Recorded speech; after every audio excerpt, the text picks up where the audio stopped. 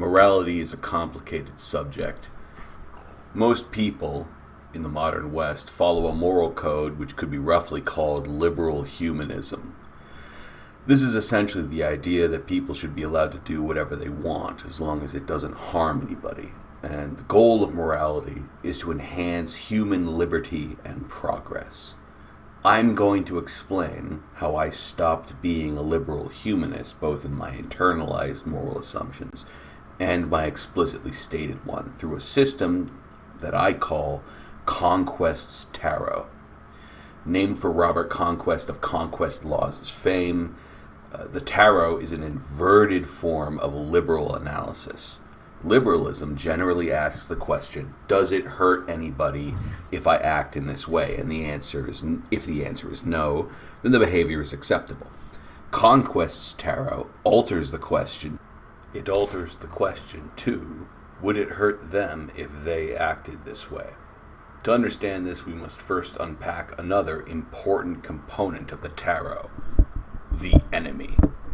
The enemy is a hypothetical group, not an actual real group, that you must assume is the most despicable and loathsome group of people imaginable.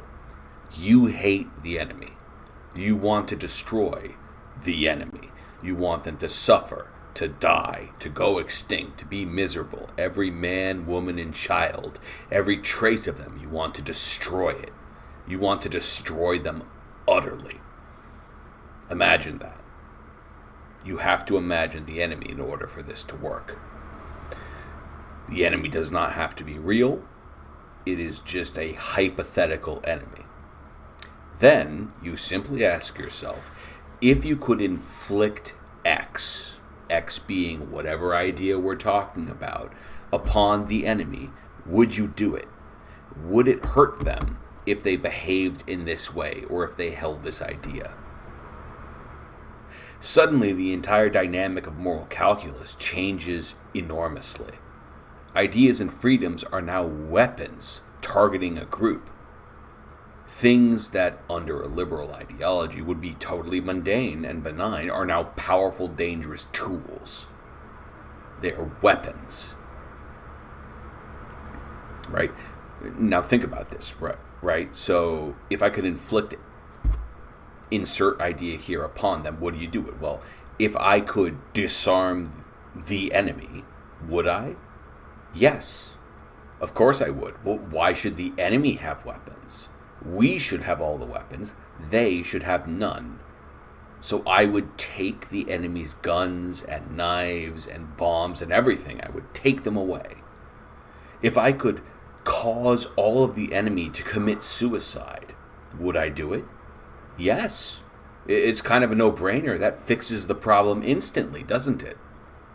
If I could convince the enemy to stop having children or to murder their children, would I do it? Oh, yes. Yes. If I could make my enemies homosexual, would I do it? Yes. That's almost the same as having them kill all of their own children. If I could cause my enemies to become trans people, would I do it? Yes. If it could limit my enemies' abilities to express ideas, would I? Yes, definitely. If it could addict them to heroin, I would. If I could make heroin legal for them to use, I would.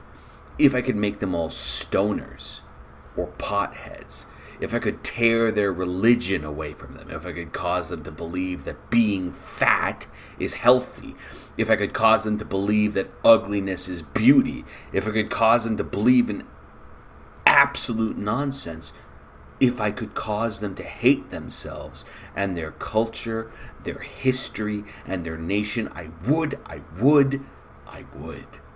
Because that is the best way to destroy them. But the logical corollary of that is that if any of the above were inflicted upon my group, it would be bad. My group, or your group, does not even have to exist. It can be the entirety of humanity, right? It doesn't change the fact that you are engaged in behaviors which you would inflict upon the enemy. You are doing it to yourself. You are doing to yourself what I would do if I hated you with pathological fury. Maybe your group is a religion, or your nationality, or your favorite football team, or your family and friends. Maybe it's your ideology, or maybe your group doesn't exist, which is kind of the same as saying your group is just humanity. It doesn't change anything, because the us-them here is a thought experiment to decide the morality of behaviors. This is why my moral principles are now radically different from those of the majority.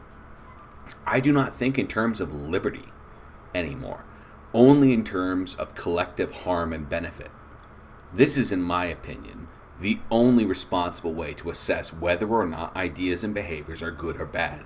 Because once you have done the analysis, you will realize that by your own admission, the behavior is harmful, as you would inflict it upon a hated enemy. It is collectively harmful. There is no way it could not be. And engaging in such behavior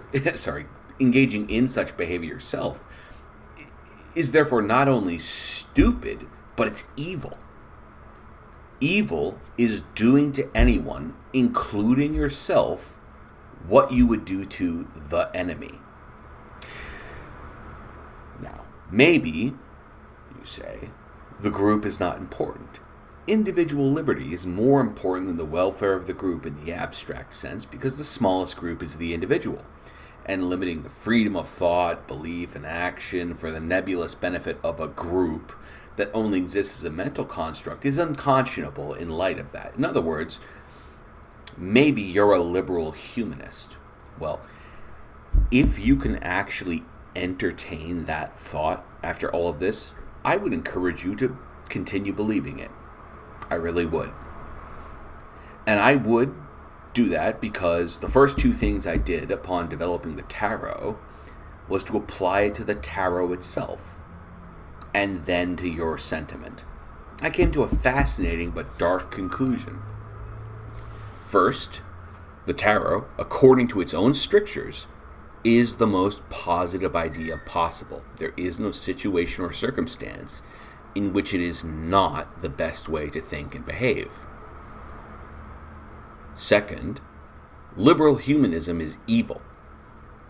Not only is it evil, it is the polar opposite of the tarot, and its reasoning is the exact argument that I would use to destroy the enemy. And the reason that I would encourage you to believe it is because when I did this, I realized that I no longer have to imagine the enemy. The enemy is humanism. The enemy is real. The enemy is you. I'm kidding, of course. Don't take any of that seriously. You should be a utilitarian like me. It's way more wholesome. Have a beer, get some piercings, and smoke some weed. Lamau?